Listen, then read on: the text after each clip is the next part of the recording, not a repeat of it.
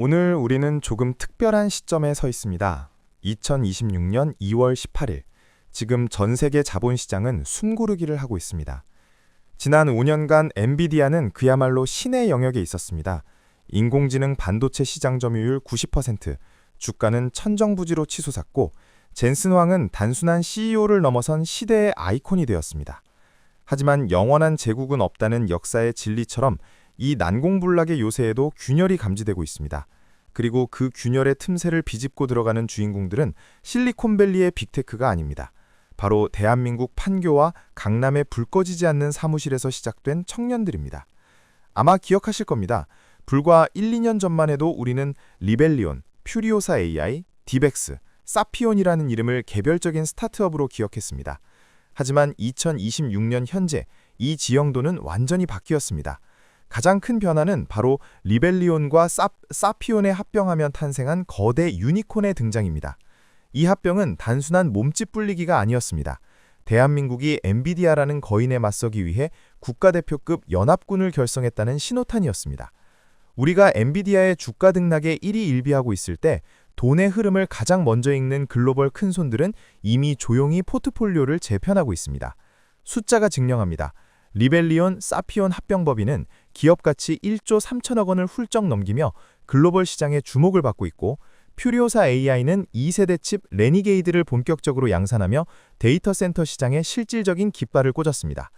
디벡스 역시 로봇과 온디바이스 AI 시장을 장악하며 상장을 눈앞에 두고 있습니다. 여러분, 이 흐름을 단순히 국뽕이나 애국심으로 바라보셔서는 안 됩니다. 이것은 철저한 자본의 논리이자 생존의 문제입니다.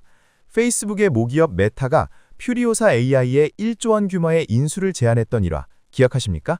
당시 퓨리오사 AI가 이를 거절했을 때 많은 이들이 무모하다고 했습니다. 하지만 지금 돌아보면 그것은 자신들의 기술력이 1조 원이라는 숫자에 가둬질 수 없음을 직감한 아주 냉철한 계산이었습니다. 오늘 이 이야기를 통해 여러분은 엔비디아 이후 부의 지도가 어떻게 다시 그려지고 있는지 그 거대한 판을 목격하게 되실 겁니다. 남들이 환호할 때 냉정하게 다음 기회를 찾는 것, 그것이 바로 투자의 본질입니다. 그렇다면 구글, 아마존, 마이크로소프트 같은 글로벌 빅테크들은 왜 세계 1등 엔비디아를 이고 다른 대안을 찾아 헤매고 있을까요? 이유는 명확합니다.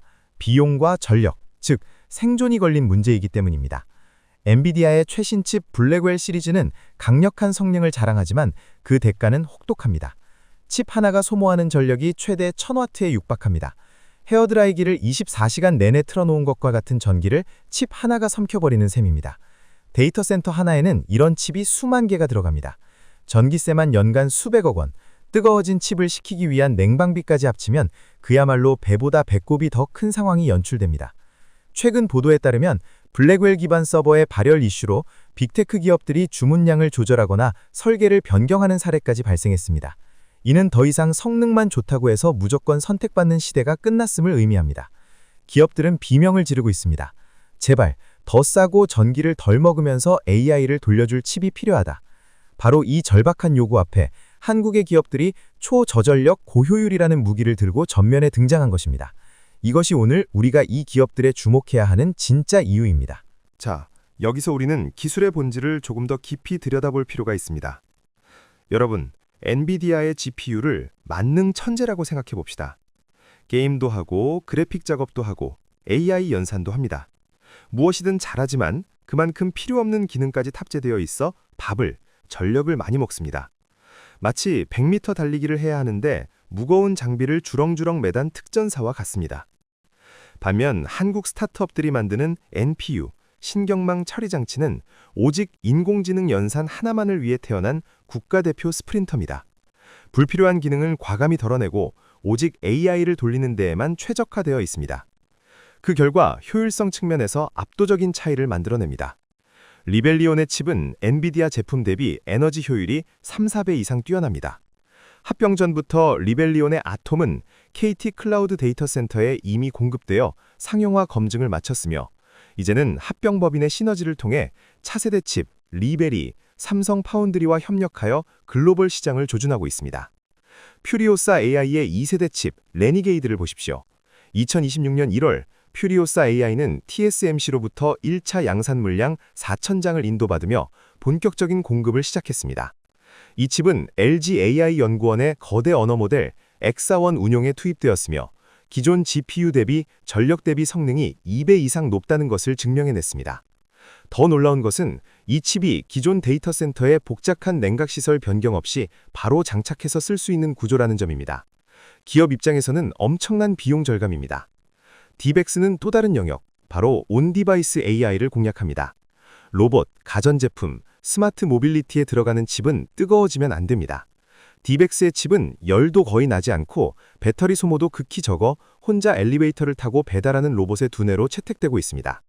엔비디아가 쉽게 들어오지 못하는 작지만 거대한 시장을 한국 기업이 선점하고 있는 것입니다. 이러한 기술적 성과는 글로벌 시장에서 즉각적인 반응을 이끌어냈습니다. 앞서 말씀드린 퓨리오사 AI의 메타 인수 제한 거절 사건은 단순한 에피소드가 아닙니다. 이는 한국 팹리스 기업이 글로벌 빅테크와 동등한 위치에서 협상할 수 있다는 자신감의 표현이었습니다. 지금 해외 IT 커뮤니티와 투자 포럼에서는 한국 기업들이 엔비디아의 독주를 막을 유일한 대안 세력이라는 평가가 나오고 있습니다.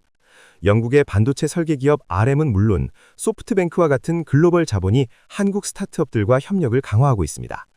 특히 2026년 현재 리벨리온과 사피온의 합병 법인은 한국 AI 반도체 역사상 최초의 유니콘을 넘어 데카콘, 기업 가치 10조 원 이상을 향해 가고 있습니다. 디벡스 또한 2025년 하반기 상장 주관사를 선정하고 2026년 내 IPO를 목표로 전력 질주하고 있습니다. 이들은 단순히 칩을 잘 만드는 것을 넘어 엔비디아가 구축해놓은 소프트웨어 생태계의 장벽을 넘어서고 있습니다. 이것이 바로 다음 장에서 우리가 주목해야 할 가장 중요한 포인트입니다. 여러분, 국산이니까 무조건 성공할 것이다라는 막연한 기대는 투자의 세계에서 가장 위험한 생각입니다. 기술이 아무리 좋아도 쓰는 사람이 없으면 그 기술은 사장됩니다. 엔비디아가 지금까지 90% 점유율을 유지할 수 있었던 진짜 비결은 하드웨어가 아니라 쿠다라는 강력한 소프트웨어 생태계였습니다. 전 세계 개발자들이 쿠다에 익숙해져 있었기에 아무리 성능 좋은 칩이 나와도 갈아타기가 힘들었습니다. 이것이 엔비디아의 난공불락의 해자였습니다. 하지만 지금 이 견고한 성벽이 무너지고 있습니다. 구글, 메타, 인텔 등이 주도하는 오픈소스 소프트웨어 파이토치가 표준으로 자리 잡으면서 상황이 달라졌습니다. 이제 칩 제조사가 파이토치와 호환성만 확보하면 개발자들은 엔비디아 칩이 아니더라도 쉽게 코드를 실행할 수 있게 되었습니다.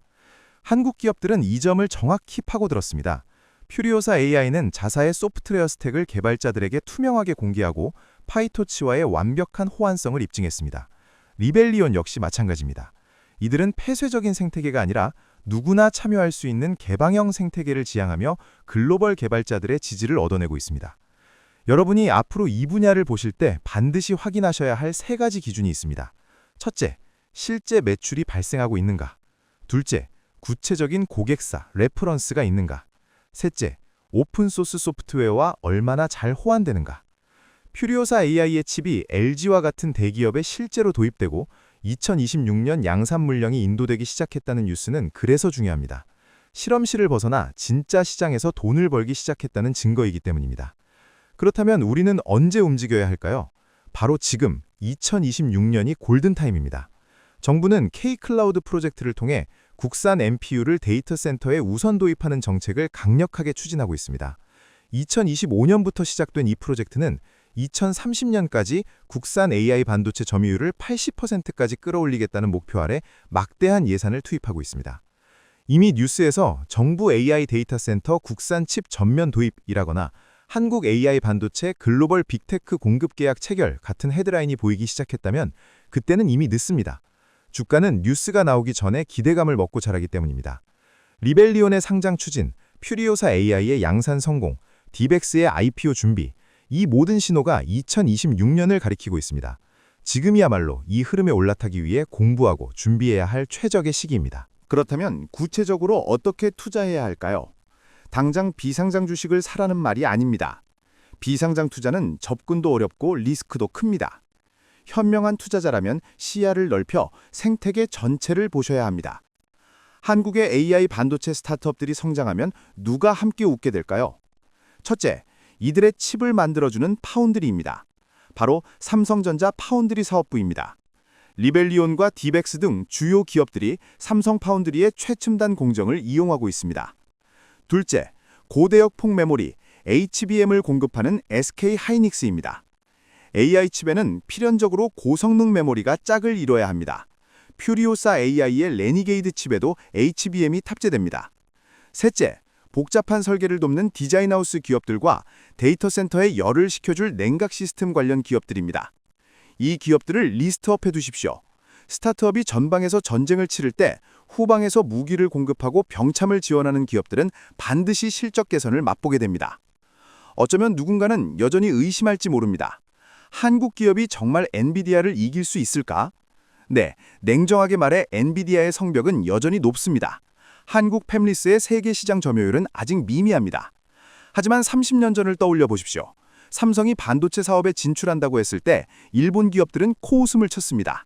현대가 자동차를 독자 개발한다고 했을 때 세계는 무모하다고 했습니다. 하지만 그 무모함이 오늘의 대한민국 경제를 만들었습니다. 지금 한국의 젊은 창업가들은 2030년 170조 원 규모로 커질 AI 추론 시장에서 우리가 룰을 바꾸겠다고 선언했습니다. LG가 선택했고 정부가 밀어주고 있으며 글로벌 투자자들이 지갑을 열고 있습니다. 이것은 막연한 희망 고문이 아니라 명확한 데이터와 실적에 기반한 변화입니다. 오늘 이 영상을 보신 여러분은 적어도 몰라서 기회를 놓쳤다는 말씀은 하지 않게 되실 겁니다.